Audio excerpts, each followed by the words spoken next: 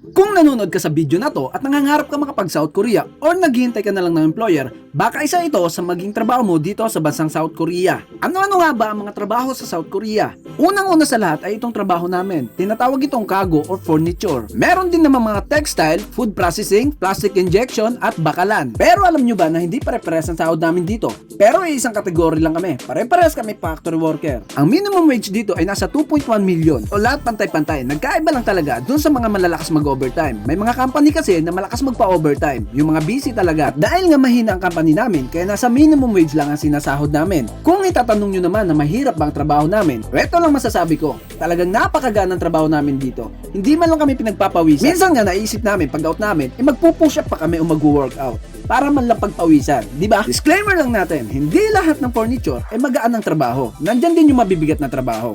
Sadyang napunta lang talaga kami sa napakagaan na trabaho. Ayun, kung itatanong nyo naman kung ano ang pinakamahirap na trabaho dito sa South Korea, yun yung mga napupunta sa bakalan. Bakit? Kasi magbubuhat sila na magbubuhat o yung magtutunaw pa. Hindi ko kayo sa tinatakot o dinidiscourage, ang akin lang ay para maging aware kayo at maging handa. Nilinawin ko sa inyo, hindi pa ako nakapagtrabaho dyan sa bakalan. Paano ko nalaman? Pinikwento lang din ng mga kasama kong Pinoy o yung mga nakakasalamuhan natin. At kung sa plastic injection ka naman mapunta, nandiyan lang naman yung amoy. Pwede ka naman mag-face mask. At doon sa mga mahilig mag-overtime o yung gustong mag-overtime at gusto na yumaman agad, swerte nyo kung sa food processing kayo mapunta. Bakit? Diyan kasi yung kalimitan na lagi may overtime. So busy talaga lagi ang food processing. Lilinawin lang uli natin, hindi lahat ng food processing ay laging may overtime. Kaya dun sa mga nakakapanood neto, paki-like and follow and share naman. Dahil bago matapos ang video na to, nagkabuhol-buhol talaga yung dila ko.